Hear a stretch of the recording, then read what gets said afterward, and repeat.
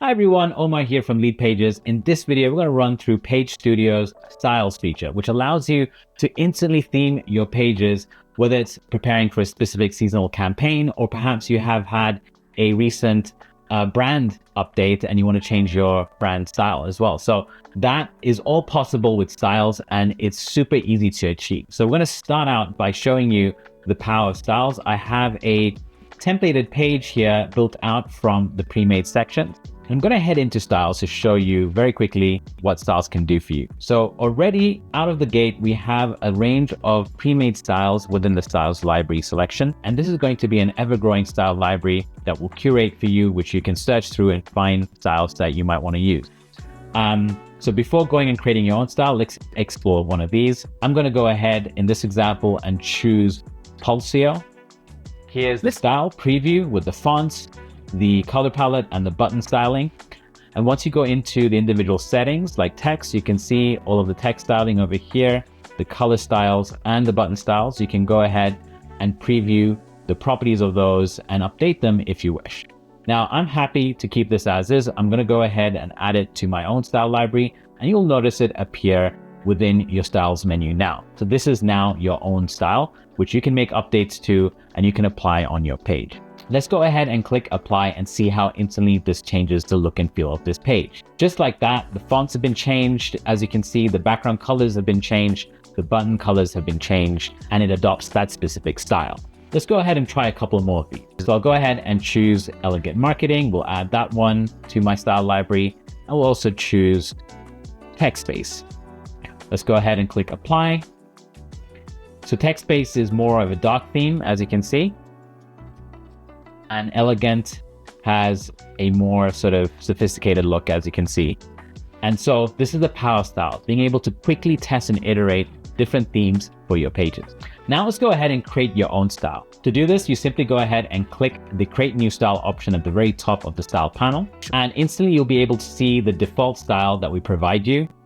This gives you sort of clarity in terms of how styles work. Let me show you some of the best practices to create your own style. Let's say you want to create a style that is based on your brand. What I like to do is use one of the image elements, go ahead and click edit, and let's upload an image that previews your color styles with the correct hex codes. And you can go ahead and add that image in. And this gives you a quick way of sort of seeing those colors and being able to pick them instantly. And it's available in this preview. So what I like to do is then go into the color styles and start to apply these colors.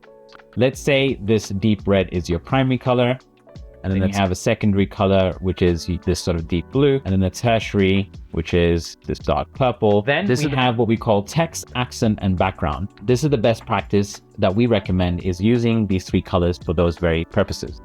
For text, if you're mainly a light themed site, this would be a dark color or a black. An accent is good to have sort of a light neutral color, but this can also be any color that you prefer that you want to use as an accent. This could be, for example, little elements, chips, decoratives, etc. And then finally, your background. Again, depending on your main theme for your page, if your page is mainly white, then we recommend your background to be white. So this is the general practice that we do recommend. That's not to say that you can't use these colors for in any way that you like, but of course, this helps when switching to different styles, that if you maintain this practice, they just switch over seamlessly and maintain a coherent theming. I've added my main colors. I'm happy with those. And then I can go into my button styles now and also reflect those colors. And once you have your colors in, copy the hex code, go into your buttons and start to add fill color. You can also add a fill hover state. What I recommend doing for that is selecting the same color and going either darker or lighter on the palette tone, for example, like so. And then let's take your secondary button. Again, you can either use the color dropper, but again, just for more accuracy, I like to copy the hex code over so it's exactly matching. In this case, we want the text to be white. And we can have also a fill color that is perhaps somewhat a bit lighter. The cool thing about Page Studio is as you're creating your styles, these elements are interactive, so you can actually preview them, which is super nice to have. Finally, you have the tertiary button. I like to use a neutral color for the tertiary button, maybe a bit more lighter than this default over here. And then there we go. There's my brand. So I'm going to call this brand style, just for this example. Of course, you can go ahead and open up text styles as well and choose a specific font if you prefer. For example, I'll go with Anton in this example.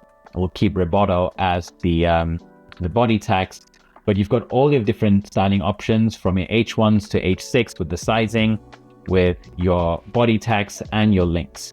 And also note that you can also scale the responsive sizing for your headings. However, your body text remains in one font size, whether it's mobile or desktop. And the same goes for your buttons too. If you go to buttons, you can change the scaling of your button between small, medium, and large. Of course, the colors and the text properties will remain the same across all button sizes. So that's how your styles work. Now, before I conclude, what I like to do is for my link styles, I like to use the secondary color option. Some people use the primary as well, depending what you prefer. And I'll copy my secondary style and go over to links, replace the default color over here. I want to remove the underline as well. And for the second option, we'll use the same color, but with the underline enabled.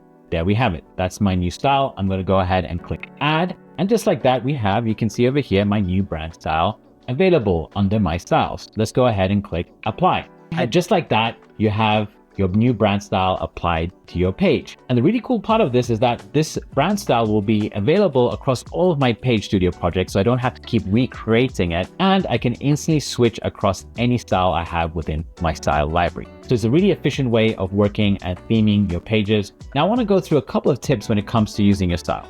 Number one, if you have a style applied and you go over to your sections panel, guess what? All the sections are going to have the style applied in preview within the section. So this is a great way of understanding what these layouts will look like with your style applied. For example, if I go into my styles and switch to text-based, which is a dark theme, head over to sections and now preview those sections, you can notice the style has changed. Now you might notice some styles, the text might not be clearly visible. And that's because the style itself has a light colored text as a default. And so what I recommend doing in this instance is heading down to your canvas widget at the bottom and switching from light mode to dark mode.